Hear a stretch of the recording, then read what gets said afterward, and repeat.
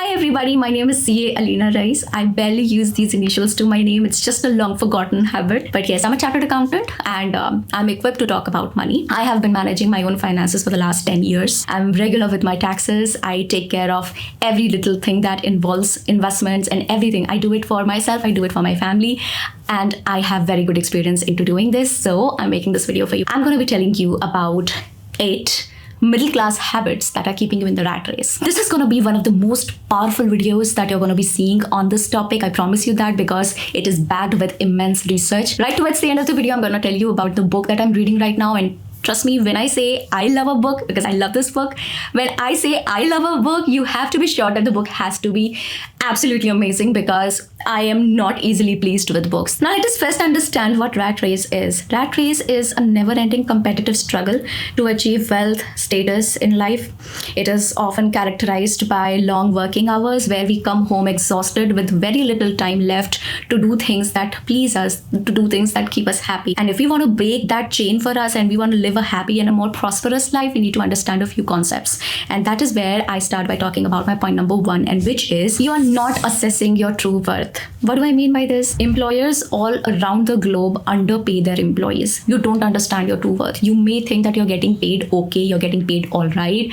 You like your salary, but believe me, the moment you quit your job, that very moment, somebody new is going to replace you, and the chances are that they're going to replace you with a higher pay, because you worked in this job for some time, you've already created value for your employer, and now they understand that this price point, we can push it up a little. I remember my first job, I was getting paid 33,000 rupees a month, which would come out to be what, 1,000 rupees a day. 12 hours in a day I'm working, and I'm getting paid 1,000 rupees for a day. And I remember thinking that, oh my God, my salary is good. I'm enjoying my salary. Now I feel that wasn't true at all. So what you need to do over here is to negotiate with your employer. Highest chances are that if you're going to ask for a higher pay today, most of these employers are going to say a yes to you, because they don't want to lose you, because there's a huge cost involved in hiring new people and training them all over again. Okay. So first thing that you need to do is do a little research on how much you should be paid and what is the standard wage for the job that you are into. Find out what people are earning in your job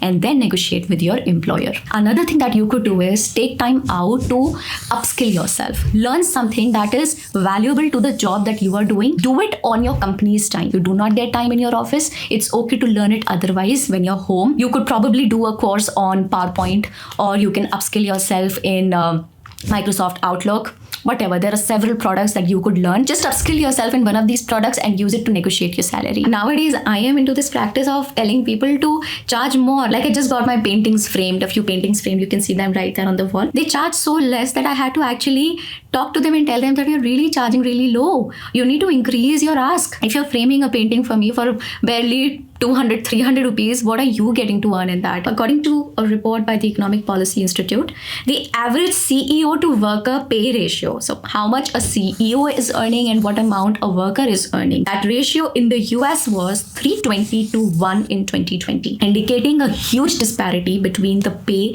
of the top executives of a company and the employees at lower levels. Another study by the job search website Glassdoor found that workers who negotiate their starting salary can earn $5,000 more per year on average than those who do not negotiate. So just a simple negotiation with your employer can push your salary by $5,000 on an average in a year, which is a big deal, by the way. It will come out to be in lakhs in India. You can also read this book, Negotiating Your Salary, How to Make $1,000 a Minute by Jack Chapman, that provides tips and strategies for negotiating your salary and advancing your career. Point number 2 is asymmetry between consumption and production. You are buying clothes, you're spending on shoes, you're spending on Netflix, you're spending on your bills, electricity, your internet bill, your AI bill, God knows what all, and the children's education and stuff. So much to do with just one single salary. So there's a deep asymmetry between consumption and the production. You need to diversify your income, meaning you should not put all your eggs in one basket. There are a few things that I could do. First of all, I can invest in income generating assets, something like stocks or mutual funds that can earn you dividends, or maybe investing in real estate and earn some rent out of it. Hone a new skill, learn a new skill. I'm a witness to several people who've learned a new skill and made money out of it. You could probably start teaching yoga, take online classes, or what else? Ethical hacking. I've made a video on that topic. There's a friend of mine who learned how to ethically hack, and he made, I believe, over 20 lakh rupees in a year.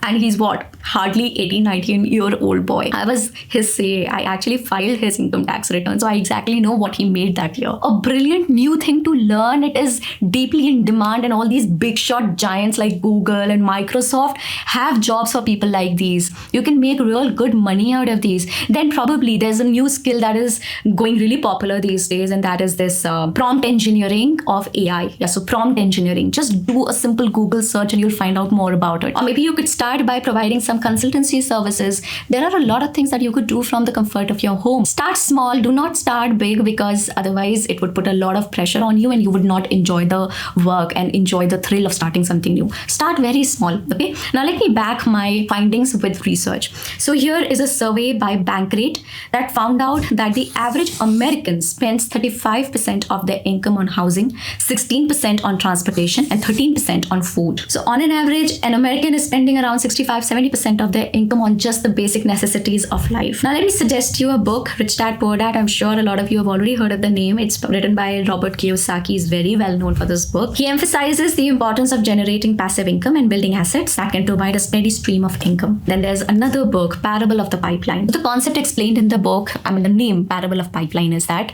if you want to fill a pond with water, instead of filling it bucket by bucket, why don't you run a pipeline and the water can flow in automatically, passively? Trust me, passive income is the best kind of income, even if it is small, because you earn even when you're sleeping. When you're not, by sleeping, I mean when you're not actively working. You're just not doing anything and you're still making money. Now, point number 3 is a grave mistake that a lot of us middle-class people commit, and that is feeling envy and making a lot of comparisons with our peers. I understand there's a lot of peer pressure. You are walking around with there's a crowd of people that you have to see every day, and they show you their accomplishments, and you have this pressure to show something back, to tell them, okay, I'm also doing something nice with my life. But the point is that this is probably draining a lot of your income, and most of these things that you buy to just show off are totally worthless. Otherwise, they don't really have a lot of value for you, and they might give you some pleasure right in the beginning, once or twice when you wear them or use them, and the third time the value, you don't derive that kind of value anymore. It's a waste of money. The idea is कि इतनी छोटी game मत खेलो, नहीं तो इसी में फंसे रह जाओगे. थोड़ा बड़ा गेम खेलो, बड़ा सोचो. Now for you, I have an advice of starting a side hustle. Now this is something that I told you about in point number 2 as well. Start a side hustle, because really, if you think deeply about it, you really don't have an option. You really need to start a side hustle, because people who are only dependent on one source of income and only dependent on one job are taking a lot of risk with their well-being. We've already seen what happened in the last 2 or 3 years.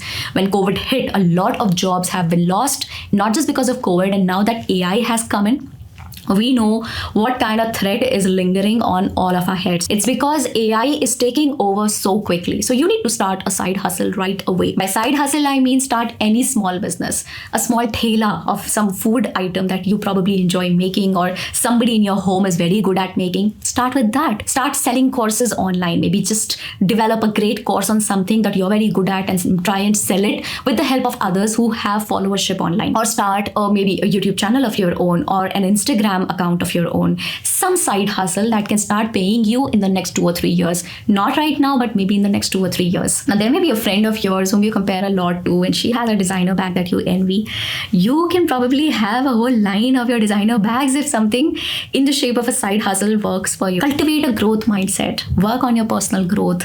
Because if you take calculated risk, उल्टे सीधे कुछ भी नहीं, ढंग के risk, something can actually pay you off big time. Social media has this immense magic of pushing you into comparing yourself with others a lot, and push you into keeping up with Jonas's mentality. There's this study by the American Psychological Association that says that about 62% of people in America feel stressed about money, and social media is a contributing factor towards it. So there's this great book, The Lean Startup by Eric Ries, which emphasizes the importance of starting small and testing your ideas before committing too much time and resources into a project. Now, the next middle class habit that could keep you in the rat race is little to no awareness of investments. Talking personally about myself, I divert my income in 5 different types of investments. Let me tell you about it. Little bit into real estate, significant chunk in mutual funds, stocks, little bit, gold, little bit every month, And then finally, insurances. Be it mine, my husband's, my family's, otherwise. I would just simply advise you to buy yourself a life insurance of all the important breadwinners of your family,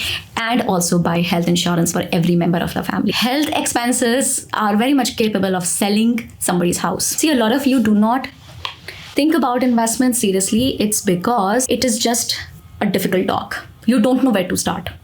You know that you should invest, but you are too lazy. Either you're lazy or you just want to avoid the hard talk because you're tired and you're exhausted with your day's work and you don't want to listen or talk about it. You want to start investing, you need to watch a few videos. It is just that simple. A couple of videos online from a reputed resource, not just from anyone. Don't listen to just anybody.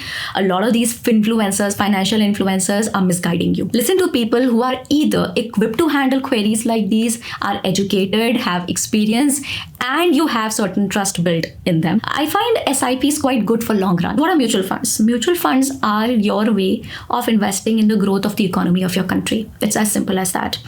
When you invest in a mutual fund, that money gets invested in different companies, and that's why I say that you are investing in the growth of your country, and your money placed there is going to automatically work for itself and bring you some more money back. A study by the National Bureau of Economic Research found that investing in stocks and bonds has historically yielded higher returns than savings accounts and other low-risk investments. And I would recommend this book, The Intelligent Investor by Benjamin Graham. It's a classic guide to investing and has been recommended by Warren Buffett as a must-read for every investor. Albert Einstein's, there's this quote I would like to tell you about.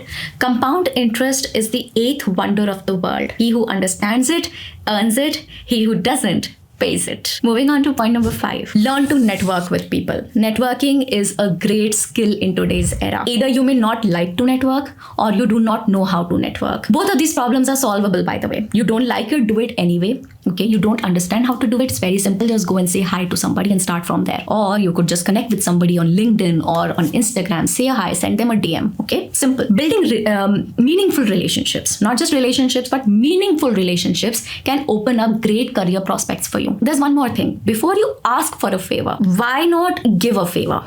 Lend somebody a favor and then ask a favor back. Earn with mind, not just time. That's the funda. A few hours every day focused towards networking with others. It's good to know people. It's good to build contacts.